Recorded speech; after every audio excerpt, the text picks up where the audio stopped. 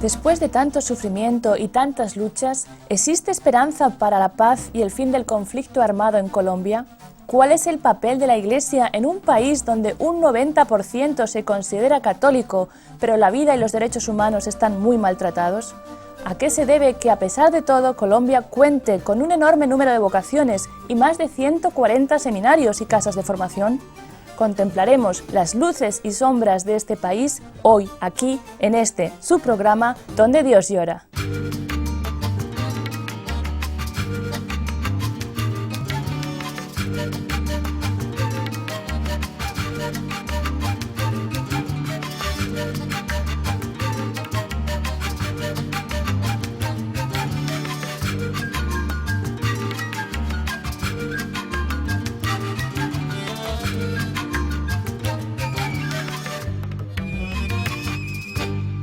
Colombia es un país con una geografía muy diversa.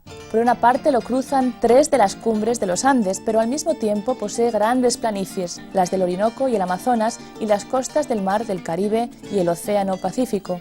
En cuanto a número de habitantes, es el tercer país en América Latina. A pesar de la belleza que presenta, este país arrastra una historia de más de 40 años de violencia y lucha armada, de secuestros y muchas vidas perdidas. El narcotráfico y las guerrillas, el desempleo y el desplazamiento forzado son algunos de los grandes problemas con los que este país tiene que luchar desde hace décadas. Hoy tenemos aquí con nosotros a Monseñor Guillermo Orozco Montoya para profundizar en algunos de estos temas. Monseñor, bienvenido a nuestro programa. Muchísimas gracias, María. Monseñor, usted nació en 1946. ¿Cómo no? Una época en la que comenzaba unos años de mucha violencia. Se llamó la época justo con este nombre, la violencia. ¿Afectó esto a su infancia en alguna manera?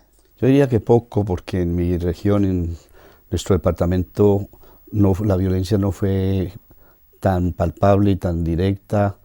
De pronto en algunos lugares del departamento, pero no donde yo vivía.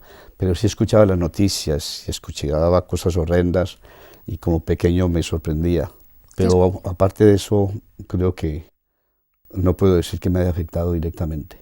Pero sí que ha sido que desde esos años, desde los años 40, finales de los 40, hasta ahora, Colombia casi no ha podido ver la paz, no ha vivido casi en paz. Yo a veces me pregunto, una persona que ha crecido siempre viviendo directamente o escuchando sobre su propio país este mensaje de violencia, de terror, ¿no tiene una sed, un anhelo grandioso de paz? ¿Y cómo? Por Dios, claro que sí. Lo que hace que me conozco, como decimos nosotros popularmente, siempre ha existido en Colombia la violencia y siempre he oído hablar de violencia. Los bandoleros, que era el nombre que le daban a los guerrilleros o a los que hacían la violencia en ese tiempo, de que era violencia política. Y el anhelo siempre, y por la cabeza pasa permanentemente ese pensamiento, ¿cuándo será que tenemos paz en Colombia? Y eso lo experimenta todo colombiano, porque en alguna medida, directa o indirectamente, hemos padecido el flagelo de la guerra. Y sobre todo en los últimos tiempos, cuando nos sentíamos todos secuestrados, donde estábamos, porque no podíamos salir ya con tranquilidad a ningún pueblo, porque de repente aparecía la guerrilla que se llevaba un grupo completo al secuestro. De esta realidad hablaremos un poquito más tarde. Primero yo quería preguntarle cómo fue su vocación sacerdotal, cómo descubrió su llamada. Esa es una pregunta que me han hecho más de una vez, apenas aprendí a responderlas por ahí, unos años después, 17 años después de mi ordenación. Mi mamá, supe por alguien que le pedía al Señor todos los días un hijo sacerdote, porque yo siempre me preguntaba, cuando me preguntaban la historia de mi vocación, dije, yo no tengo historia porque me gustó, simplemente me gustó desde pequeño ser sacerdote y llegué a ser sacerdote. Pero cuando conocí incluso una bella oración de la madre por un hijo sacerdote, comprendí que ella pedía al Señor un hijo sacerdote y lo obtuvo.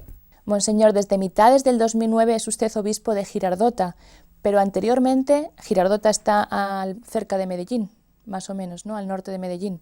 Como no, muy cerca, son 30 o 40 minutos en automóvil, en carro, de Medellín a Girardota. Pero anteriormente estaba usted en San José de Guaviare, que está a más de 400 kilómetros al sur de Bogotá. Otra casi realidad. 800 kilómetros de Medellín. Casi 800 kilómetros de Medellín, una realidad absolutamente diferente. Sí, comienzo por decirle que cuando me nombraron obispo, el señor Nuncio me dijo, Monseñor, ¿se le cambió su vida?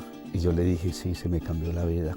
Primero porque yo no estaba acostumbrado a trabajar en una zona de misión y menos en una zona de presencia guerrillera, como es el Guaviare, con tanto problema.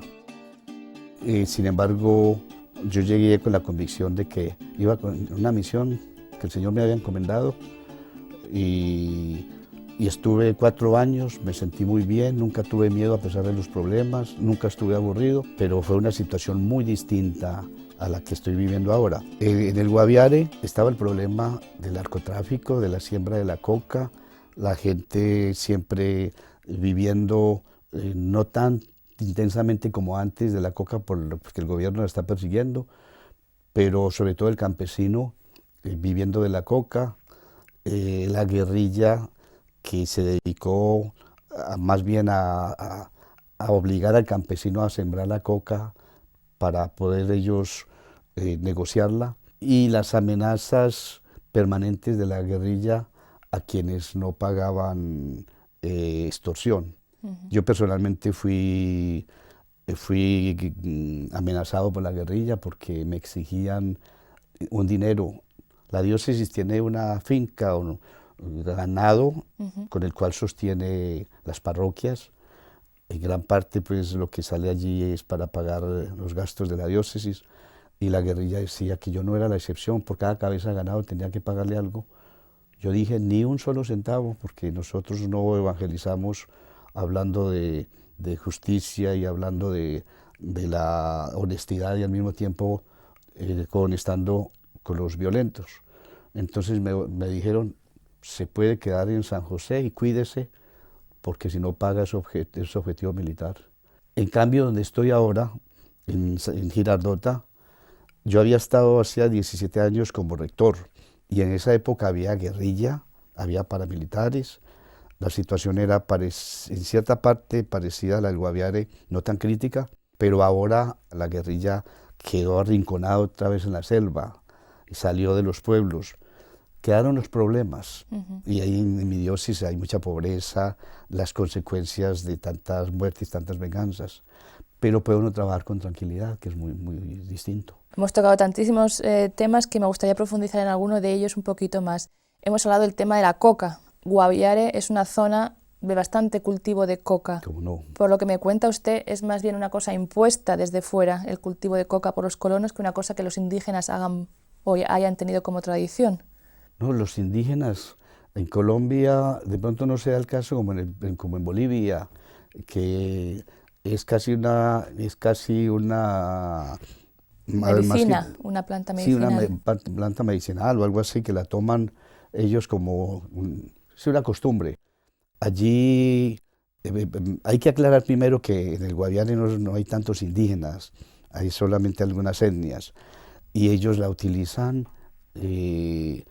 simplemente como para poder tener fuerzas para trabajar, que les quita el hambre, pero aparte de eso, la coca se convirtió en una oportunidad para enriquecerse unos cuantos, y va mucha gente, porque el Guaviare está compuesto sobre todo por colonos, gente que iba allí a buscar oportunidades y se encontró con el problema de la coca, consiguieron dinero sembrando coca, y la guerrilla en ese entonces simplemente exigía un porcentaje a los que la cultivaban o a los que negociaban con ella. Pero la guerrilla fue evolucionando y ahora se convirtió en el primer cartel de la coca. Obliga a los campesinos, no solamente a los indígenas, yo creo que son los que menos la cultivan. Los que más los cultivan son los blancos, que decimos nosotros, los colonos. Y el campesino es obligado, y si no, tiene que salir de la zona y dejar su tierra. Y ellos deben además venderle la coca a ellos y al precio que ellos se dispongan. El narcotráfico desde los años 80 ha cambiado la vida de toda Colombia.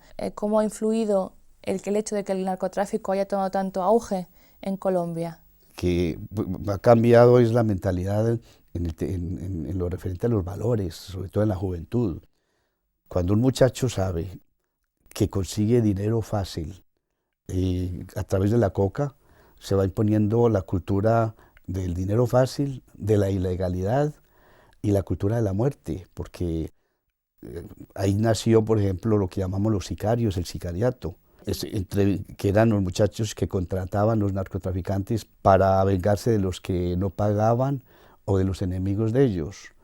Y yo recuerdo más de una vez que hacían entrevistas a estos muchachos sobre qué significaba para ellos matar, que si no les costaba mucho. Y las respuestas tan frías que lo dejaban, pues respuesta que lo dejaban a uno más bien frío era, no, matar el primero o el segundo costaba mucho, pero ya se va acostumbrando uno.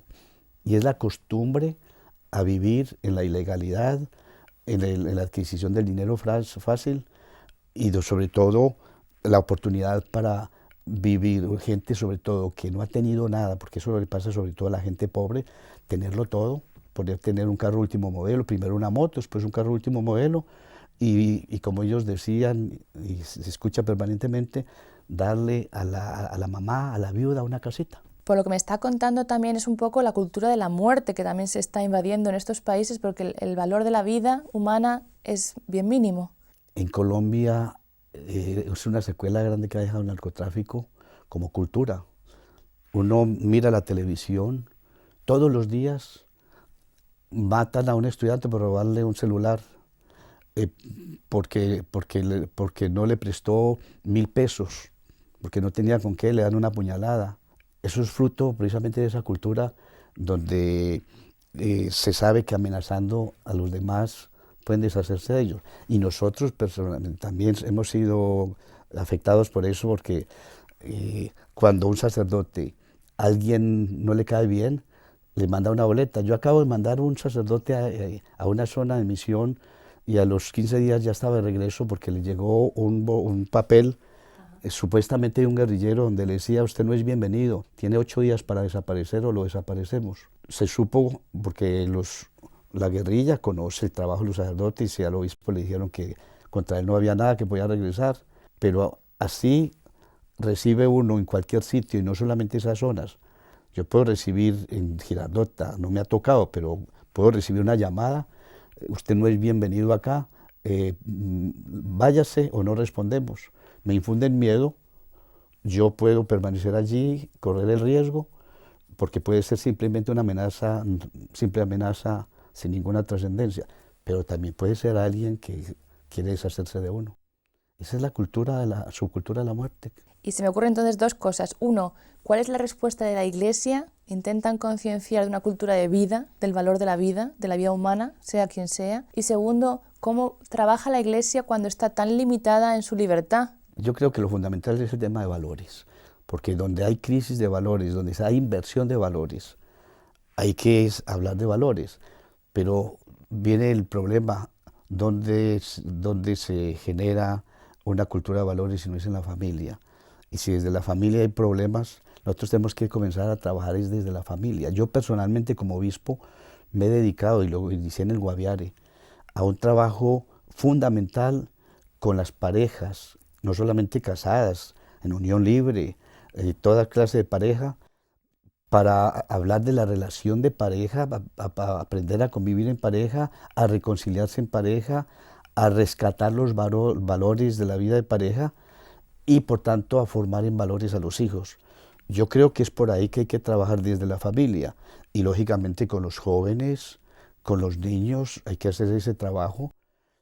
Y una evangelización como la que está propendiendo hoy Aparecida, los obispos latinoamericanos, después de la conferencia del Brasil en Aparecida, se ha hablado de cómo hay que reevangelizar, cambiando el estilo pastoral. Nosotros no podemos seguir hablando simplemente de una evangelización con base en sacramentos, sino con base en una conversión al Señor que supone recibir y aceptar y encarnar los valores del Evangelio que no son los valores de la cultura de hoy.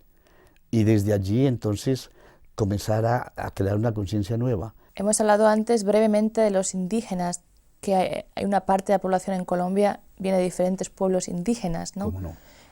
Usted me decía que no había muchísimos en la zona de Guaviare, pero sí que hay varios, los Nucac, creo que no, son bastante conocidos allí y otros grupos. ¿Hay una atención también pastoral por parte de la Iglesia a esta realidad que es muy diferente quizá que la gente en las grandes ciudades? ¿Cómo no? En esas zonas de misión, los indígenas generalmente son el primer objetivo de evangelización, de acompañamiento. Tal vez en el Guaviare, como hay más presencia de colonos, cuando yo llegué por lo menos vi que había un poco de descuido porque los sacerdotes no podían dedicarle el tiempo a todos los grupos. Y fue como llevé a una comunidad, las Lauritas, que son expertas en trabajo con los indígenas y se dedicaron sobre todo, pensando sobre todo en esa tribu que llaman los Nucag Macú.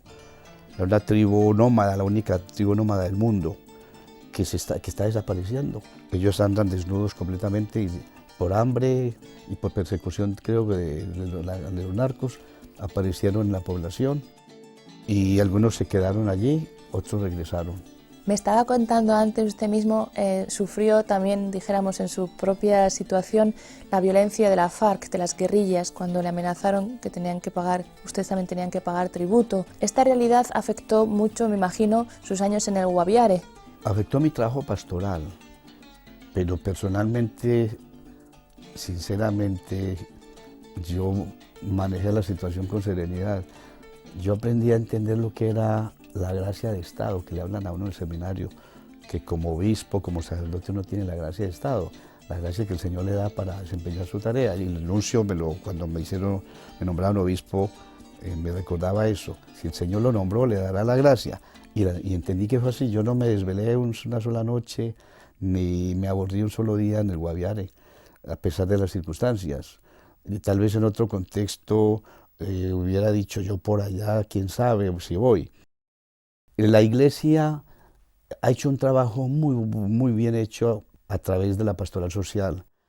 Es un trabajo que incluso el gobierno de hoy le ha pedido colaboración a la Iglesia porque cuando se maneja con sentido político lo del desplazamiento, se encuentran unas cifras que no coinciden con la realidad. Y la Iglesia ha insistido que mientras el gobierno, estoy hablando sobre todo el gobierno anterior, hablaba, por decir algo, no sé exactamente, 1 millón de desplazados, la Iglesia hablaba creo que de 3 millones. Y los tenía registrados, porque cada sacerdote conoce su gente y sabe quiénes han llegado allí, porque hay casas que llamamos de pastoral social, donde la gente llega, se identifica, les dan acogida mientras la acción del gobierno aparece con alguna ayuda. Y entonces la Iglesia no solamente ha apoyado a la gente con servicios, sino que ha puesto sobre la mesa la realidad en cifras. Monseñor, en Colombia existe la llamada Comisión de Conciliación Nacional. ¿Qué es esta iniciativa? ¿De quién parte? Creo que la Iglesia Católica forma parte de esta comisión. No solamente forma parte, la generó la Iglesia, concretamente la Conferencia Episcopal Colombiana creó la Comisión de Conciliación Nacional, que busca simplemente, como la palabra lo dice, conciliar a las dos partes, buscar un encuentro entre el gobierno y los grupos armados. Y la Comisión ha presentado hace relativamente poco un acuerdo nacional de paz y reconciliación. ¿Qué puntos? Porque creo que hay un mínimo de puntos que serían necesarios para que se alcanzara una situación de paz en Colombia. ¿Cómo no? A ver, la comisión más bien propició, aquí hubo participación de todo el país, de todas las clases sociales, de todos los grupos, de todos los credos.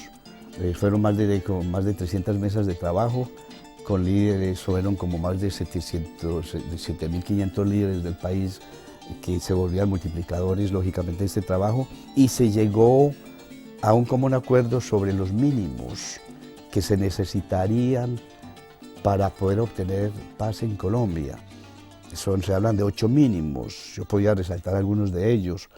Por ejemplo, se habla de una política de reconciliación y paz que lleve a la negociación. Ahora con este gobierno, con muy buena voluntad, se habla de la ley de tierras y de la ley de víctimas. ¿Qué es la ley de tierras? Que el gobierno se compromete a darle a los que hayan sido privados de sus tierras, a devolverles las tierras. ya sea porque las recupere de los que las han arrebatado o porque les asignen tierras que el gobierno mismo compra. Pero él mismo viene, ¿y dónde está el dinero? Son billones porque están hablando de los afectados a partir del año 1980, porque si se van a más atrás, imagínense, pagar a los que han sido muertos, pagarles a las familias. Y la ley de tierras y la ley de víctimas, que ellos puedan tener acceso a todo lo que debido a la violencia no pudieron tener acceso, que tengan acceso a una vida más digna, que se les dé